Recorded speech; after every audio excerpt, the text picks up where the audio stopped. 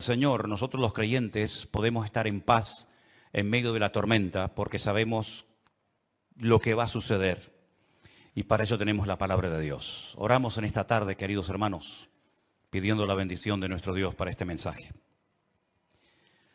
Te damos muchas gracias, Señor, una vez más por esta oportunidad que nos das de aprender, de conocer las cosas que tú has dejado en tu palabra para mantenernos firmes en la fe, para saber cómo actuar, cómo comportarnos en estos tiempos peligrosos y difíciles en los cuales nos ha tocado vivir. Señor, abre nuestro entendimiento para que podamos comprender tu palabra y podamos en esta tarde, Señor, ser fortalecidos en nuestra fe, en nuestra comunión contigo, y que esta palabra sea de bendición para todos los que la van a escuchar, tanto hoy como en cualquier otro momento. Nos ponemos en tus manos y pedimos tu bendición en el nombre de Jesús. Y amén, y amén. Yo lo primero que me gustaría pedirles a todos ustedes, no solamente los que están aquí reunidos, sino también los que están en sus hogares y los que después van a ver estas reuniones. No sé si se han dado cuenta, pero en las últimas semanas han habido centenares, cientos de miles de personas que debido a todo lo que está ocurriendo se han metido en, seguramente en muchas otras páginas, ¿no? Pero yo hablo de lo que nos atañe a nosotros, a ver qué es lo que está sucediendo, a ver qué es lo que está pasando.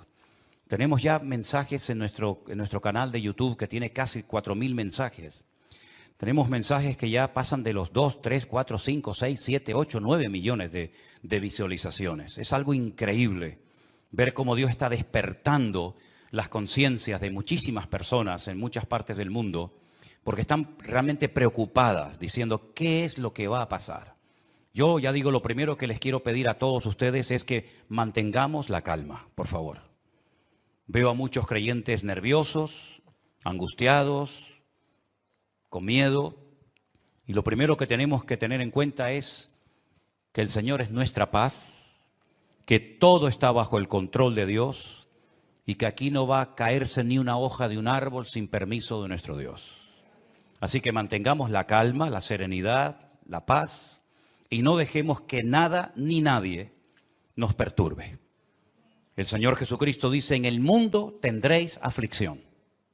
Más claro agua, pero confiad, yo he vencido al mundo. Mi paz os dejo, mi paz os doy, no como el mundo la da. La paz de Cristo es una paz que a menos que tú la tengas no te la puedo explicar con palabras. Y mira que sé explicar muchas cosas y el Señor me ha dado, pues yo creo que algo de sabiduría para explicar muchas cosas de su palabra. Pero explicarte lo que es la paz de Cristo, sinceramente, me faltarían palabras para poder explicarte lo que es vivir en cualquier momento y circunstancia de la vida, bajo la enfermedad de un hijo, bajo la muerte de un ser querido, en momentos de guerra, en momentos de necesidad, de crisis matrimonial, problemas de toda índole. Explicarte lo que es tener en esas circunstancias la paz de Cristo prácticamente es imposible hacerlo con palabras, a menos que usted tenga esa paz morando en su corazón. Así que, hermanos, recordemos lo que dijo el Señor, quiénes somos: la luz del mundo y la sal de la tierra. Si me permiten la expresión, guardemos la compostura en todo momento, porque ahora se nos van a presentar muchísimas oportunidades y ocasiones para dar testimonio y explicarle a la gente, si es que lo sabes, lo que está sucediendo y cómo va a terminar todo esto.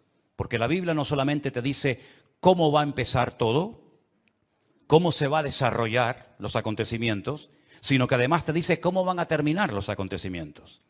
Y lo que de entrada te puedo decir es que el mundo nunca más volverá a ser el mismo a partir del 7 de octubre. Nunca más Oriente Medio volverá a ser lo que fue. Europa nunca más volverá a ser lo que ha sido. El mundo espiritual ha cambiado radicalmente. Te lo voy a intentar explicar esta tarde. Porque todo lo que nosotros vemos que está sucediendo en este nivel, en esta dimensión de lo natural, es simplemente, como he dicho muchas veces, y lo repito, un reflejo del mundo espiritual. El mensaje de hoy yo lo he titulado ¿Palestina o Israel? Porque se está oyendo mucho hablar en los últimos días, semanas, acerca de Palestina, de Israel y de Palestina. Y yo tengo que hacer un pequeño alto en el camino antes de entrar en lo que va a ser en sí el mensaje y decirte que no hay que ser ni judío, ni musulmán, ni creyente, ni cristiano, ni nada, para saber que nunca, jamás en la historia hubo un Estado llamado el Estado palestino. Nunca existió tal cosa, jamás. Te voy a decir de dónde viene y quién le puso ese nombre a ese territorio de Palestina. Antes de que los judíos llegaran a ese país y declararan el Estado judío de Israel, como se llama, en 1948, estaban los ingleses en aquel lugar. Después de la Primera Guerra Mundial se repartieron el mundo las naciones vencedoras. Y a Inglaterra le tocó lo que ellos llamaban en aquel tiempo Palestina. Así es que no sacaron de allí al pueblo palestino, porque nunca existió un país llamado o un pueblo llamado palestino, jamás. Entonces sería antes de los ingleses, pues tampoco, porque antes de los ingleses estaban los otomanos. Y sabéis que en ese país han estado todos, los omeyas, los árabes, los bizantinos, los hasmoneos, los griegos, los romanos, prácticamente todo el mundo ha estado por allí. Los cruzados con aquellas cruzadas, y decirles incluso que hasta el rey de España es el único rey del mundo que tiene el título de rey de Jerusalén, por si no lo sabían. Es decir, que por ese pequeño territorio, que es un cruce entre lo que se consideraba la Mesopotamia y Egipto o la salida al mar Mediterráneo, jamás ha habido un Estado palestino, nunca. No sé si en algún momento lo habrá, pero jamás en la historia ha existido tal cosa. ¿De dónde viene entonces el tema o el término Palestina? Realmente el título, el nombre de Palestina fue un castigo del Imperio Romano a los judíos. Me explico. En el año 132 después de la era de Cristo, después del nacimiento de Cristo, hubo un hombre llamado Bar Kokhba. Su nombre significa hijo de la estrella, Bar, hijo, Kokhba, estrella. Bar Kokhba era un judío que fue declarado el Mesías, el verdadero Mesías de Israel. Ustedes saben que el sueño dorado de Israel ha sido la restauración de la monarquía con un rey descendiente de la tribu de Judá. Y este tal Bar Kokhba, el hijo de la estrella, fue apoyado de una forma tremenda por un rabino muy famoso de la época llamado Rabí Akiva. Rabí Akiva, haciendo una pésima interpretación de un texto del Antiguo Testamento, donde dice que el hijo de la estrella, hablando del verdadero Mesías, reinaría, apoyó de una forma tremenda a Bar Kokhba y emprendió una rebelión en contra del Imperio Romano. Y durante un par de años logró crear, entre comillas, un pequeño, país independiente que era la región o la provincia del sur de Judea. Los romanos no le iban a permitir ni a Bar Kokhba ni a nadie que pisotearan a Roma, que humillaran a Roma.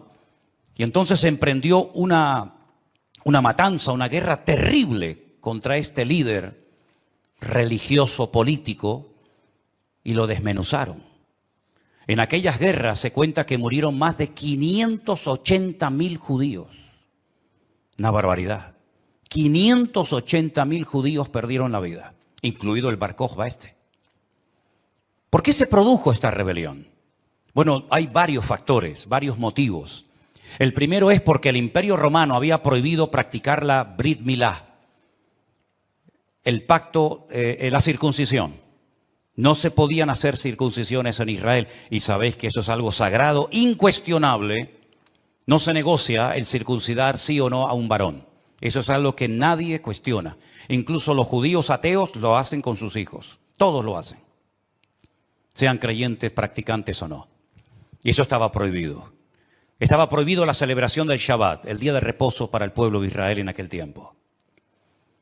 Estaba prohibido enseñar Torah, enseñar la ley de Moisés, celebrar las fiestas.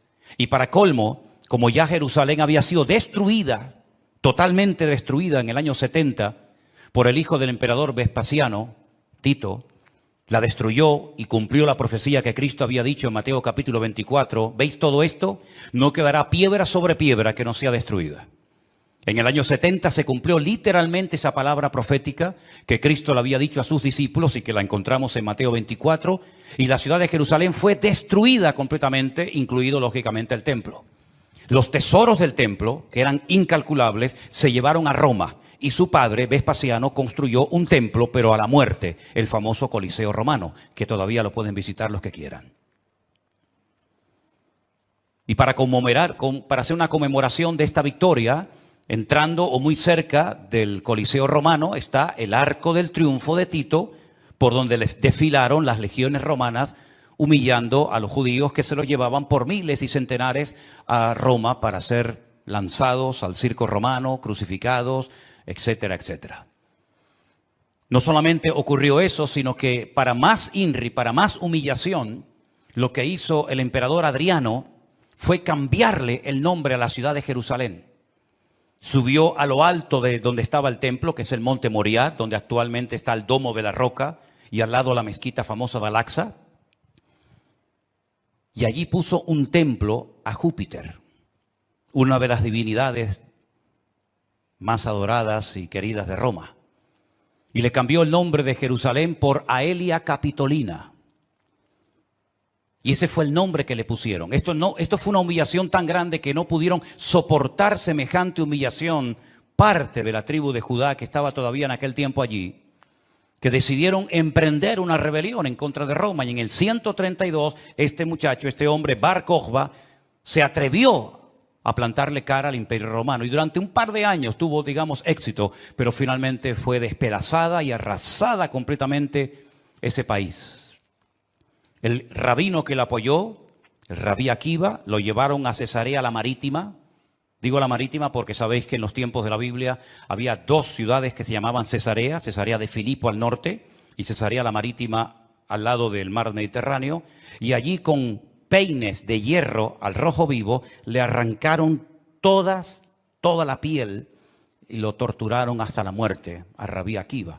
Y ya se acabó cualquier otra posibilidad de rebelarse, de levantarse contra el Imperio Romano. Queda un pequeño reducto de judíos, rebeldes, pero bueno, ese es tema para otro día.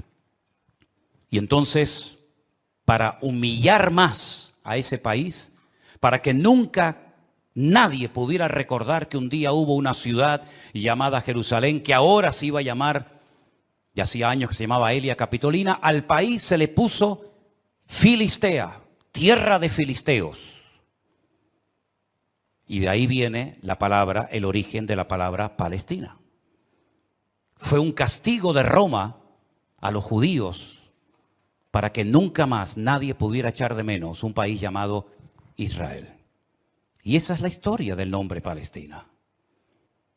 Y por allí, ya digo, han pasado todas las civilizaciones, culturas, religiones, imperios, cruzados, etcétera, etcétera. Pero nunca, a pesar de que Roma le puso a ese país Palestina o tierra de filisteos, jamás hubo un estado propio, gobernado, libre, independiente, llamado el Estado de Palestina. Jamás lo ha habido, nunca. Y no hay ni que ser cristiano para entender esto. Cualquier persona lo sabe perfectamente. Por lo tanto, cuando hace unos días un señor dijo que Jesús era palestino, yo le pediría a los que son de ese país que se pongan en contacto con su embajador o con su presidente y le corrijan a este señor, porque Palestina no existía en la época del Señor Jesús. Hay que decirle a este señor que Jesús era de la tribu de Judá. Su padre y su madre, que están sus árbol genealógico en la Biblia, Mateo capítulo 1, Lucas capítulo 3, eran descendientes de la tribu de Judá, que a su vez estaba entroncada con la casa real del rey David. ¿Y quién era David? Era de la tribu de Judá. Su papá se llamó Isaí. El padre de Isaí fue Obed. El padre de Obed fue Booz. Y Booz era el hijo de Rahab, que se casó con Salmón, que era del pueblo de Israel. Por lo tanto, Jesús era judío. Por eso lo circuncidaron a los 8 días. Por eso subía a Jerusalén 3 veces al año, para celebrar las fiestas que la Torá de Moisés indicaba que tenían que subir a Jerusalén. Por eso Jesús nunca fue a una mezquita. Siempre fue a sinagogas. porque ni siquiera las mezquitas, el Islam existía en la época de Jesús, sino que tendrían que pasar más de 600 años, más de 6 siglos y medio, hasta que naciera el Islam, que por cierto significa sumisión. ¿A quién? Lo interesante es que el Señor Jesucristo, cuando es juzgado por sus enemigos, en este caso los romanos, el que lo sentencia a muerte ordena poner encima de la cruz un título escrito en 3 lenguas: latín, griego y árabe. Si ustedes me dejan que siga, tienen un problema, porque he dicho un disparate y ustedes no han dicho nada. Y ustedes no tienen que permitir que yo ni nadie diga disparates en este púlpito. Eso es. Entonces corríjame cuando digo algo mal, no tengan miedo. El Poncio Pilato dijo de encima de su cruz tienen que poner un cartel en latín, el idioma de los romanos, en griego, la lengua internacional de la época, y en hebreo, que es el idioma que habla este pueblo, que diga Jesús Nazareno, Rey de los judíos. No dijo rey de los palestinos, no dijo rey de los árabes, dijo rey de los judíos, que eran los que vivían allí. Porque dice Juan capítulo 1 que a los suyos vino y los suyos no le recibieron. Y los suyos eran judíos que estaban viviendo en aquel momento bajo la opresión, bajo el yugo del imperio más terrible que jamás ha existido y el más longevo, que fue el imperio de Roma. Así que de ahí viene todo esto del nombre Palestina y filisteos y todo esto, queridos hermanos. Pero nunca, repito, ha existido un Estado palestino. Cuando en 1948 las Naciones Unidas decidieron partir el país en 2, Israel dijo, estamos de acuerdo. Si los árabes que en ese momento habitaban en ese país, que la mayoría eran de origen jordano, el país que estaba al lado, porque no sé si saben que, por ejemplo, la explanada de las mezquitas arriba, en el monte Moriah, en el monte de Moriah, eso está bajo protectorado de Jordania. Y cuando tú ves a los ancianos caminando por las calles de la ciudad vieja de Jerusalén, la mayoría de ellos llevan un pañuelo de cuadraditos blancos y rojos, que es el pañuelo de Jordania. Porque Palestina no representa a nadie, sino ellos eran de origen jordano, ¿verdad? Y es interesante notar que Israel en ese año decidió quedarse con los territorios que las Naciones Unidas decidieron darle. Y los árabes dijeron rotundamente no, que yo digo, si hubieran sido listos en ese momento, hubieran dicho, vale, nos quedamos con la mitad y ya con la mitad, ya que es mía, después podemos hacer otro tipo de presiones, pero por lo menos ya tengo la mitad. Y es que si dices que no, al final no vas a tener ni lo que tenías. Durante todos estos años, desde 1948 hasta hoy, ese país siempre ha estado en guerra, o preparándose para una guerra, como dicen allí. Y la cruda realidad es que ese pequeño pueblo ha ganado todas las guerras. No ha perdido ni una. Ha desbaratado naciones tremendamente poderosas con un poderío militar espectacular. Y cada vez que gana, lógicamente, extiende el terreno. No podían entrar los judíos a la ciudad vieja de Jerusalén. ¿Saben la tortura que es para un judío estar viviendo en Jerusalén y no dejarte entrar a la ciudad de Jerusalén y poder acercarte y tocar el Kotel Hamarabí, el muro de los lamentos, para orar a Dios? No podían hacerlo. Desde 1948, que entraron allí, hasta 1967, en la guerra famosa de los 6 días, los judíos veían de lejos. Por eso cuando ustedes van a Jerusalén se van a dar cuenta que las casas que están más en alto son las que le permitían al judío poder ver el monte del templo, porque no podían acercarse a tocarlo, ni a mirarlo. Y no solamente desde 1948, desde hace muchos siglos tampoco podían estar allí. Y al final recuperaron la ciudad de Jerusalén. Pero todas y cada una de estas guerras siempre ha cambiado la atmósfera, el mundo espiritual, siempre. Porque algo que tenemos que tener presente es que el mundo natural refleja lo que está pasando en el mundo espiritual, ni más ni menos. Y me gustaría con algunos textos de la Biblia demostrarles que el mundo espiritual es tan real como este mundo en el cual nos movemos tú y yo como pez en el agua. En el libro de Daniel, en el Antiguo Testamento, este hombre está cautivo en Babilonia. Las tribus del sur, Judá y Benjamín han sido derrotadas, han sido humilladas por las tropas de un tal rey Nabucodonosor. Son llevadas cautivas por 70 años a Babilonia. Algunos se preguntarán, ¿y por qué fueron llevados cautivos a Babilonia justamente 70 años? Bueno, primeramente por su desobediencia, por su rebeldía, por no haber querido arrepentirse. Muchas veces el Señor le mostró a Ezequiel en visión los pecados terribles que ellos hacían en la intimidad, que nadie los sabía, pero que Dios los conocía perfectamente. Y dice que se lo llevaba en visión y le decía, métete por el agujero de esa pared y mira lo que están haciendo ahí adentro, a ver si no son dignos de mi ira y de mi juicio, ¿verdad? Y por 70 años son llevados a Babilonia para que la tierra descanse en una celebración que todavía, en una ley que todavía los religiosos, los agricultores religiosos practican, otros no. Y es la ley de la Shemitah. La Shemitah es una ley que obliga al agricultor, al que se dedica a los labores del campo, a dejar reposar la tierra un año entero. No se puede trabajar la tierra.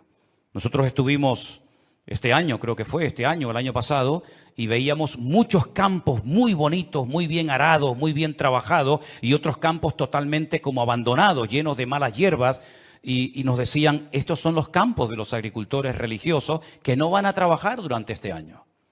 Por la ley de la Shemitah, que es el descanso de la tierra. Dios preparó un día a la semana para el descanso del hombre, para que usted no sea una máquina de trabajar y trabajar y trabajar, sino que también reconozca que hay un Dios que creó el universo, la tierra, y nos da la familia y los hijos para disfrutar, y no que usted se ponga con 70, 80 o más años de la vida, y lo único que ha hecho en toda su vida es pagar deuda, comprar cosas y trabajar ¿verdad? Como un esclavo, y al final se le fue la vida trabajando, cuando el Señor dice, detente, cesa toda actividad. Y descansa como mínimo tú, tus empleados, tus bestias, tus animales durante un día a la semana. Y así reconocen la obra creadora de Dios y así renuevas tu fuerza para empezar una nueva semana con la bendición de Dios. Pero también la tierra, el Señor la cuida, porque dice la Biblia que la tierra es de Dios, no es del hombre. La tierra de Israel no es de los judíos. La tierra de Israel, ese territorio tan pequeñito, no es de los palestinos. ¿Quién es el dueño de la tierra? Es Dios, lo dice en su palabra. Del Señor es la tierra y su plenitud. Y dice la Biblia que durante los 490 años que vivieron allí cuando entraron con Josué, nunca cumplieron la ley del reposo de la tierra. Por lo tanto, la tierra necesitaba descansar 70 años. 70 por 7, ¿cuánto es? 490. Después de los 70 años de cautiverio, logran volver otra vez a su país, restauran el muro, restauran la ciudad, restauran el templo, vuelven otra vez a la vida normal, digamos. Pero sin embargo, antes de salir, hay un hombre llamado Daniel que escribió un libro extraordinario, donde él nos habla de cosas que habían ocurrido, que les habían llevado a esta situación terrible, y cosas que iban a ocurrir en el futuro. Pero una de las cosas que Daniel cuenta muy interesante es el conflicto, la guerra, la realidad del mundo espiritual.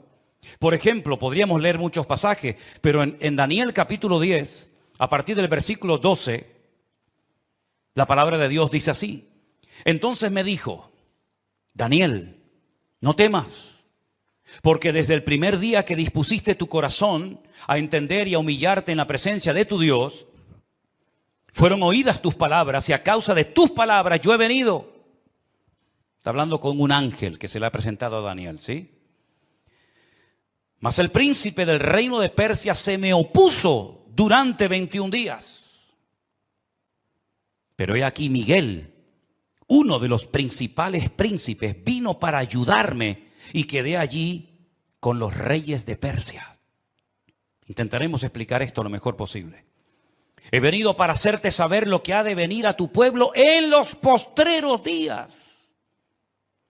Porque la visión es para esos días. No es para el tiempo de Daniel, es para los postreros, los tiempos finales. Mientras me decía estas palabras, estaba yo con los ojos puestos en tierra, enmudecido. Pero he aquí uno con semejanza de hijo de hombre tocó mis labios. Entonces abrí mi boca y hablé y dije al que estaba delante de mí, Señor mío, con la visión me han sobrevenido dolores y no me queda fuerza. ¿Cómo pues podrá el siervo de mi Señor hablar con mi Señor? Porque al instante me faltó la fuerza y no me quedó aliento. Y aquel que tenía semejanza de hombre me tocó otra vez y me fortaleció y me dijo: muy amado, no temas, la paz sea contigo, esfuérzate y aliéntate. Y mientras él me hablaba, recobré las fuerzas y dije: hable mi Señor, porque me has fortalecido. Y me dijo: ¿sabes por qué he venido a ti? Pues ahora tengo que volver para pelear contra el príncipe de Persia. Y al terminar con él, con el príncipe de Grecia, que vendrá. Pero yo te declararé lo que está escrito en el libro de la verdad, y ninguno me ayuda contra ellos sino Miguel, vuestro príncipe. Aquí está hablando de príncipe, el príncipe de Grecia, el príncipe de Persia.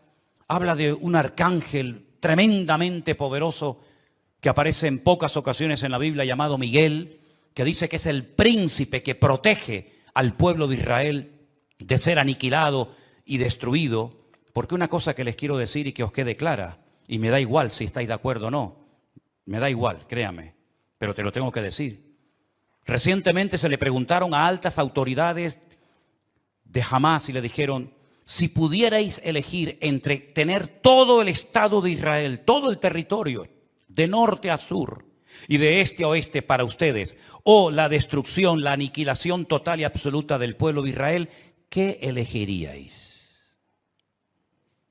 ¿Sabe la respuesta, no? Preferimos que no exista ni un solo judío sobre la faz de la tierra antes de quedarnos con todo su territorio. Porque no es que quieren quedarse con todo el territorio, es que quieren arrojar al mar o al desierto para que muera toda la población de Israel, que en este momento está alrededor de unos 15 millones de personas más o menos repartidas en varias naciones de la tierra. ¿Quién puede negociar con alguien que te quiere matar? ¿Quién puede negociar con alguien que viola a tus hijos y los quema delante de tu presencia? ¿Quién puede negociar con alguien que le abre el vientre a una mujer embarazada y le saca a su hijo que aún está con vida? ¿Quién puede negociar con alguien que te odia y que el sueño de su vida es destruirte a ti y a toda tu descendencia? ¿Quién puede negociar con semejantes salvajes? Fijaros que ya no digo animales, como decía hasta el otro día, porque no quiero ofender a los animales. Pero aquí encontramos una realidad espiritual. Daniel estaba orando, estaba ayunando por 21 días, 3 semanas seguidas, y la respuesta a su oración no venía la respuesta a su oración. Y finalmente se le presenta un ángel y le dice: desde el primer día que te pusiste a orar, tu oración llegó a la presencia de Dios. Y entonces, ¿por qué no vino la respuesta? Porque el príncipe de Persia se me oponía. Había interferencias, por decirlo de alguna manera, en el mundo espiritual. ¿Quién es el príncipe de Persia? Un poder espiritual, un príncipe de las tinieblas que no quería que Daniel recibiera la revelación y la información de lo que le iba a pasar a su pueblo a corto y a largo plazo. Y con esto coincide lo que se ha leído esta tarde desde este mismo púlpito, la famosa armadura del cristiano en Efesios capítulo 6. Donde el apóstol Pablo dice: nuestra lucha ahora como creyente no es contra sangre y contra carne, no. Esa ya no es nuestra batalla, esa ya no es nuestra lucha. Nuestra lucha, que existe y es real, es contra principados y contra potestades, contra los gobernadores de las tinieblas, contra huestes espirituales de maldad en las regiones celestes.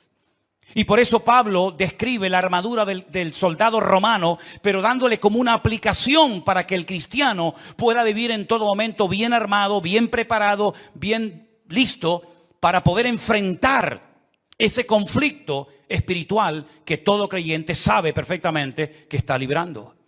Fijaros que las últimas palabras del apóstol Pablo cuando escribe a Timoteo le dice: he peleado la buena batalla. No ha sido fácil llegar hasta la meta, Me han torturado, me han apedreado, me han puesto en la cárcel, etcétera, etcétera. Y he peleado la buena batalla y he acabado la carrera.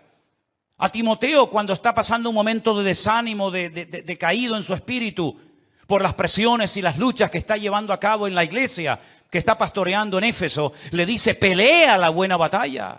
echa mano de la vida eterna, sufre penalidades como buen soldado de Jesucristo.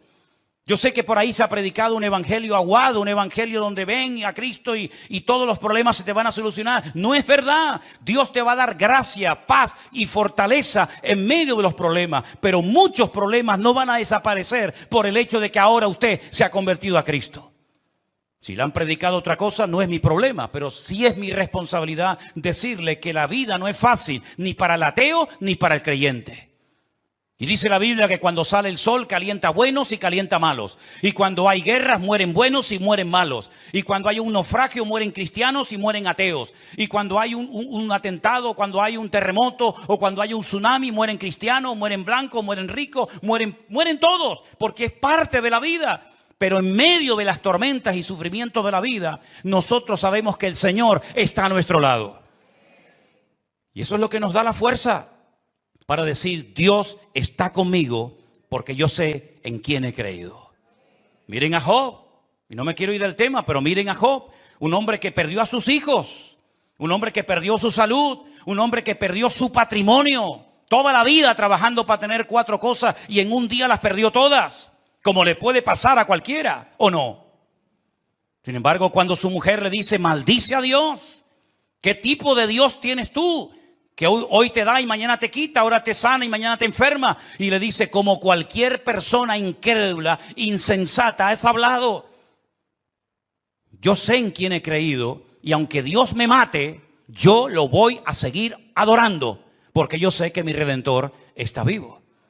Podemos tener paz en medio de la tormenta, podemos dormir en paz, como dice la Biblia, en paz me acostaré y asimismo dormiré. Porque solo tú, Señor, me haces vivir confiado. Y aunque un ejército acampe contra mí, no temerá mi corazón.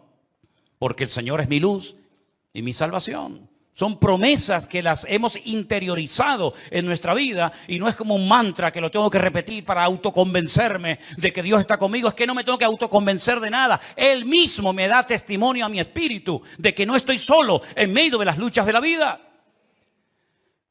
Y el pueblo de Israel no es que sea el mejor pueblo del mundo, Yo no estoy aquí para hacer, digamos, una disertación a favor de unos que son muy buenos y otros que son muy malos. Yo no estoy aquí representando a nadie. Yo solamente represento a mi Dios.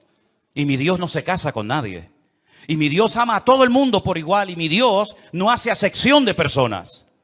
Y todos los seres humanos, me da igual son palestinos, o son judíos, o son canarios, o son latinos, o de donde sea. Todos los seres humanos tenemos que arrepentirnos delante de nuestro Dios por nuestros pecados. Y aquí no hay ni buenos ni malos, sino que aquí cada uno tiene que ser consciente de que no hay justo ni aun uno delante de la presencia del Señor. El mismo Señor Jesucristo, y hoy lo leía en el Evangelio de Mateo, le decía a los judíos, si no os arrepentís, todos pereceréis igualmente. Por lo tanto, mis queridos hermanos, lo importante es saber que estamos en una guerra espiritual porque estamos a punto, y lo vamos a ver, que todo va a cambiar. La película que hemos vivido hasta el día de hoy, nuestra vida ha sido como una especie de película, con diferentes actores, diferentes escenarios, ¿verdad? El escenario va a cambiar completamente. Los actores van a cambiar. El guión va a cambiar. Y cuando está a punto de producirse un cambio en el mundo significativo que afecta a miles y a millones de personas, hay siempre guerra en el mundo espiritual. Miren cuando Cristo nació, la guerra espiritual que hubo. Comenzaron a asesinar niños, ¿verdad? Comenzaron una serie de revoluciones porque cada vez que va a haber un cambio que va a afectar la economía, la política, la vida social, etcétera, siempre hay un conflicto espiritual tremendo. Daniel estaba orando porque quedaba pocos años, poco tiempo, probablemente estaba por el año 68, máximo al 69 de la liberación, ¿verdad?, del pueblo, y Daniel estaba no preocupado, pero sí indagando, leyendo las escrituras, orando y ayunando, porque sabía que se avecinaba, se oteaba en el horizonte un cambio tremendamente significativo. Miles de personas por fin iban a poder volver otra vez a su país. Iba a haber una masa de gente que iba a ir de un lugar a otro. Y esos cambios, hermano, No se producen por casualidad. Esto que estamos viendo, que ayer llegaron 1000 al Hierro, el otro día 600 a Lanzarote, el otro día no sé cuántos al Hierro, todo eso no es producto de la casualidad. Satanás está cambiando la escena mundial. Y lo vamos a notar en pocos días, en pocas semanas. Esto va a ser completamente diferente. Y los que tengamos la oportunidad y el privilegio de volver a Israel, porque vamos a volver a Israel, no nos vamos a encontrar al Israel que hemos conocido por más de 20 años. Nos vamos a encontrar a la gente de una forma diferente, una actitud diferente, una atmósfera completamente diferente, porque estamos en una guerra espiritual tremenda. Cuando se lee la famosa armadura del cristiano, se enfatiza mucho que la espada es la palabra de Dios, el yelmo o el casco del soldado representa la salvación, el escudo representa la fe. Pero si ustedes prestan atención a esa armadura de la cual Pablo nos está hablando aquí en Efesios capítulo 6, lo primero que él hace cuando escribe la carta es orar para que los ojos de vuestro entendimiento sean alumbrados y tengáis espíritu de sabiduría y de revelación en el conocimiento de Él. Pablo dice que a los incrédulos Satanás les cegó el entendimiento. Y uno dice, ¿cómo? ¿Cómo es posible que gente tan inteligente, capaz de hacer cosas tremendas, cuando le hablas de la Biblia no se enteran de nada? Son como ciegos, como analfabetos espiritualmente hablando. Capaz que el tipo es un matemático, un científico espectacular, pero cuando le hablas de las cosas del reino, de las cosas espirituales, dice que para él son locura, no las entiende. Yo incluso he hablado con muchísimos rabinos judíos que se saben libros de memoria de la Biblia y les he hablado, por ejemplo, de Daniel y me dicen literalmente, no entiendo lo que estoy leyendo, no lo entiendo. Uno se queda sorprendido porque se cumple lo que dijo Isaías. Dale esto al que sabe leer y te dirá, no lo entiendo. Y Pablo dice que esta armadura representa la verdad, la justicia, la paz, la fe, la salvación y la palabra de Dios. Fíjate qué palabras tan interesantes. Dice que ceñid vuestros lomos con la verdad, con la coraza de justicia, calzados los pies con el apresto del evangelio de la paz, coger el escudo de la fe, tomad el yelmo de la salvación y la espada del Espíritu, que es la palabra de Dios. Estas 6 cosas, estos 6 elementos están en el punto de mira de Satanás para arrancarlos de nuestra sociedad de un plumazo. Quiere cambiar la verdad en mentira y convertir la mentira en verdad. Si no, sal por la calle hoy en día y pregunta cosas que tienen que ver ya no con la fe, sino con el sentido común.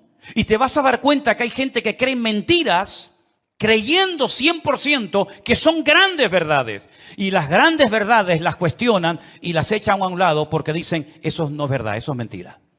Esa es una de las estrategias del diablo, bombardear, dinamitar las escuelas, las universidades, incluso también, como no, las iglesias, la familia, los gobiernos, la política, el arte, la pintura, la literatura, todo, para que al final la sociedad siga creyendo más en las mentiras que en las verdades. ¿Quién enseñó que para ir al cielo hay que explotarse? Es una gran mentira. Pero 1.000 millones creen que es una gran verdad. Aquí vino hace poco una persona que me decía, ¿cómo es posible que ustedes crean que la tierra es redonda si la tierra es plana? Yo decía, pero ¿me está hablando en serio este hombre? Quiere quitar la verdad y convertirla en mentira. La justicia la quiere convertir en injusticia. De hecho, muchas veces hay más sentido común, más sentido de la justicia en la calle, en la sociedad, hablando en una cafetería o en un bar, que cuando ves un acto supuestamente de justicia, que es una tremenda injusticia. Cuando a una persona se le meten en su hogar y no los puedes echar porque no tienen dónde vivir.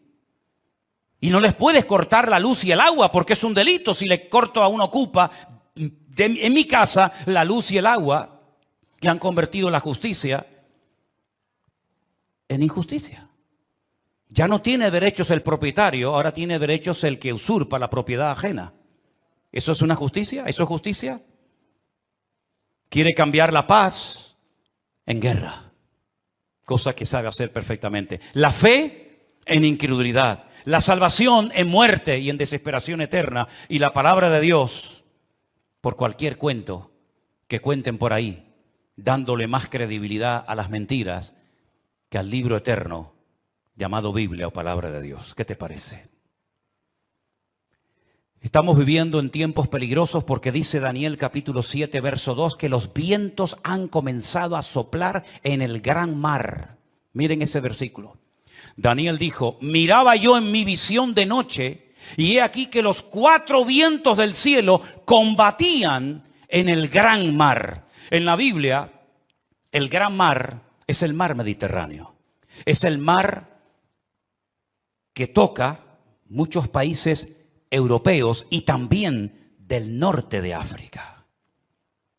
¿Y de dónde se levantará un personaje siniestro que tendrá un poder tremendo? Económicamente hablando, políticamente hablando, económicamente hablando, del antiguo territorio que ocupaba el reino de Roma. Todo lo que es el norte de África, parte de Oriente Medio y todo lo que es Europa, hasta lo que se conoce como finis terrae, el fin de la tierra para los romanos hace 2000 años. Y dice que en ese gran mar, él vio como 4 vientos, que son demonios, comenzaban a soplar de tal manera que comenzaron a levantarse animales. El resto del capítulo no lo voy a leer, pero dice que comenzaron a levantarse animales. Se levantó un leopardo con alas. Se levantó un oso con unas costillas en la boca, se levantó un león con alas, se levantó una bestia indescriptible de esa zona donde soplaban los 4 vientos y comenzaron a levantarse esos animales que representaban imperios, poderes políticos que iban a afectar la vida de miles y de millones de personas a lo largo de la historia. ¿Cómo podía saber ese hombre cuando todavía no existían ni los medos persas, ni los griegos, ni los romanos, que se iban a levantar esos imperios siglos antes de antelación? Es que la Biblia se anticipa en el tiempo y en el espacio, demostrando que Dios es un Dios veraz y que siempre sabe lo que va a suceder porque Él controla la historia. ¿Cuántos dicen amén? Y vemos varios vientos en la Biblia. No tengo tiempo para extenderme en todo esto, pero ¿cuál fue el viento que destruyó la barca de Pablo o el barco de Pablo? ¿Cuál fue el viento ese? Es el viento que golpeó contra un creyente, contra un representante del cuerpo de Cristo, el Euroclidón. El Euroclidón destrozó la nave de Pablo y Pablo tuvo que ir a tierra a calentarse y a salvar la vida. Ese viento soplará. Son nombres de la mitología griega. El Aquilón, el Austro, son vientos que se mencionan, por ejemplo, en el libro del Cantar de los Cantares. Métanse y estudien las direcciones de estos vientos. Generalmente los vientos, depende del viento, suelen ir en una misma dirección, pero llegará un momento en el que se producirá como una especie de huracán, ¿verdad? Donde hay vientos de norte, de sur, de este, de oeste, y es imposible navegar de esa manera. Es imposible navegar con 4 o 5 vientos diferentes. Y eso es lo que va a pasar en los últimos tiempos. Representa la lucha del mundo espiritual con nombres de vientos. Con nombres de vientos que aparecen en la Biblia. Y esos vientos se van a llevar a cabo en una zona geográfica en la que tú y yo también vivimos. Y por eso Europa va a ser afectada grandemente en los últimos tiempos. ¿Qué es lo que hay detrás de todo esto? No es una lucha de unos contra otros simplemente. Es una lucha de Satanás contra Dios y su palabra. Ni más ni menos. ¿Quién puede más? ¿Alá o el Dios de ustedes? ¿Quién puede más? ¿El Corán o vuestra Biblia o Torá? Es una lucha de tipo espiritual. Y si no estamos velando y orando, no vamos a saber cómo comportarnos, cómo actuar en este tiempo, porque algo muy importante que lo vamos a ver ahora en un momento en la pantalla, es cómo Satanás a lo largo de la historia, como una especie de camaleón, si me permiten, ha ido adaptándose a los tiempos, a las culturas, a las tradiciones, y de esa manera ha ido preparando el escenario para esta escena final que tenemos en el horizonte. Todavía la guerra fuerte que nos habla Ezequiel 38 y 39 aún no ha empezado. No es esta que estamos viendo ahora. Todavía viene otra peor, para que lo sepan. Cuando Gog, príncipe de Mesec y Tubal, vienen del norte con 200 millones de soldados para destruir al pueblo de Israel. Porque de esta Israel volverá a salir con muchas pérdidas humanas, con mucha sangre derramada, pero aún viene la peor, que la Biblia dice en qué momento se va a producir, qué naciones van a intervenir, por dónde van a atacar, cómo va a terminar, cuánto va a durar, etcétera, etcétera. Pero tengo una lista que se la voy a poner ahí en la pantalla. Espero que estas características del diablo de los últimos tiempos las tengan en cuenta, porque esta es la forma como Satanás ha decidido actuar en nuestra generación. Primero, lograr los objetivos deshumanizando a la humanidad. Eso ya es una realidad entre nosotros. El objetivo, lo que se pretende alcanzar, está por encima de cualquier precio de vida humana. Si mueren 1000, da igual, traemos otros 1000. Si son 10.000, traemos otros 10.000. Es como cuando los romanos estaban al pie de la montaña de Masada. ¿Se acuerdan en Masada, en el desierto de Judea? Dice la Biblia que había arriba en Masada un reducto de judíos que no querían rendirse. Ellos rodearon la muralla de Masada y comenzaron durante años y años y años a echar tierra para construir una rampa que todavía se puede ver, y por esa rampa subieron ¿cómo se llama? El aparato ese de madera grande. Ahora ya lo digo. 4 años preparando esa rampa para poder subir arriba. Dice la Biblia que la iglesia es columna y baluarte. Ahí está, ya me vino. El baluarte. El baluarte era esa torre de madera que iban arrastrando los esclavos. Dentro iba llena de soldados y cuando llegaba arriba se abrían las compuertas y salían para atacar. 4 años preparando esa rampa de tierra. ¿Cuántos murieron? Miles. Muchos de los que estaban trabajando al pie de la montaña eran familiares, conocidos, vecinos o amigos de los que estaban arriba, rodeados por las legiones romanas. Hay una película de Peter O'Toole que se llama Masada. Véanla para que vean la historia. Qué interesante. Mataban a 200, 300 esclavos, traían más y traían más. El objetivo es lo principal. No importa cuántos mueran para alcanzar el objetivo. Esa es una estrategia del diablo que le está saliendo de maravilla.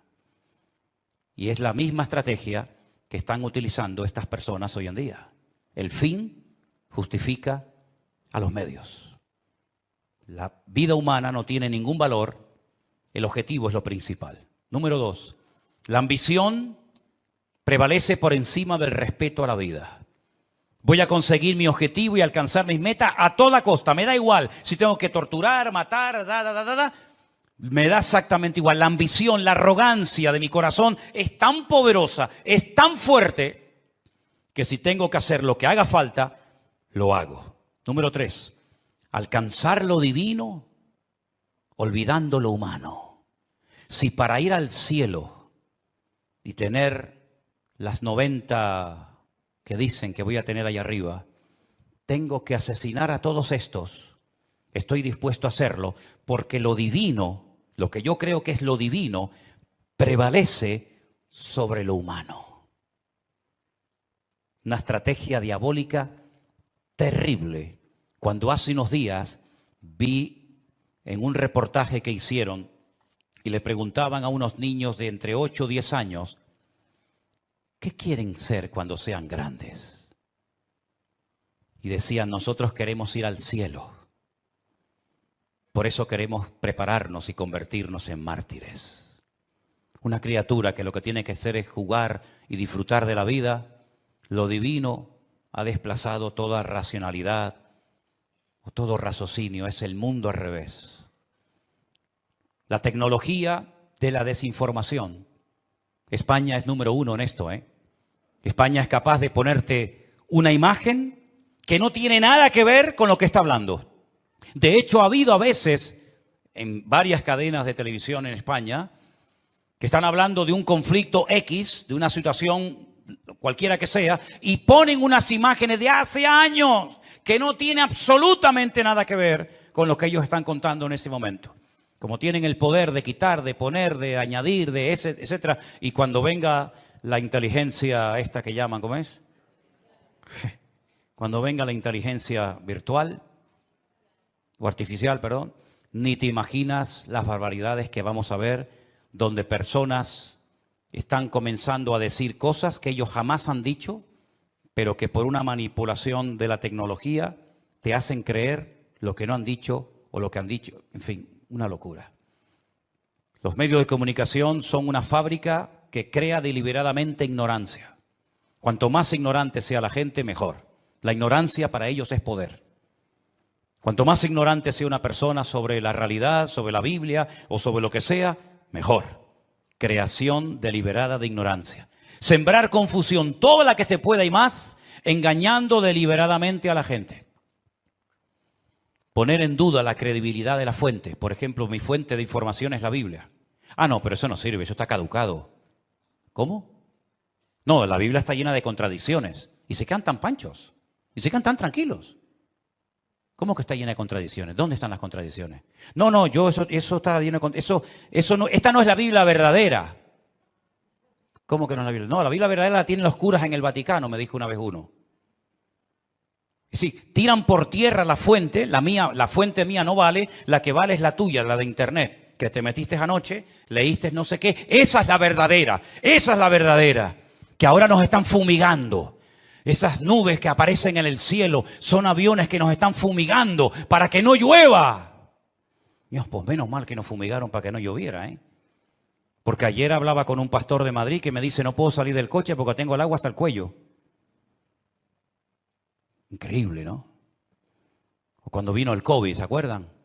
Esto es una estrategia de los Illuminati, de los masones, para una drástica reducción de la población humana. Pues qué malos fueron, porque me parece que murieron como 2 o 3 millones en el mundo. Y somos 7.000 millones. Lo hicieron muy mal, ¿eh? Y que todos los que nos vacunamos en 2 años morimos. Pues se equivocaron, porque ya llevo 3, vivo y coleando. Pero en fin, esta fuente no vale, la que vale es siempre la de ellos. Negar los hechos. No, eso no fue así. Eso no fue así. Tengo imágenes de satélite, donde se ven desde los satélites cómo lanzan los distintos cohetes. Y más de 550 cohetes lanzados desde la Franja de Gaza, no uno como el del otro día, 550 cohetes han caído dentro de la Franja de Gaza. No, pero eso es manipulación. Eso es manipulación. Bueno, producir ignorancia manipulándolo todo, pervertir las prioridades. Como aquellos que estaban construyendo un edificio tan grande, que dice que se tardaba 1 año en subir un bloque desde abajo hasta arriba. Y cuando iban por el camino iban tan agotados que caían, se mataban. Y entonces la gente comenzaba a llorar y decía, pobrecito, no lloro por él, lloro por el ladrillo que no logramos ponerlo arriba.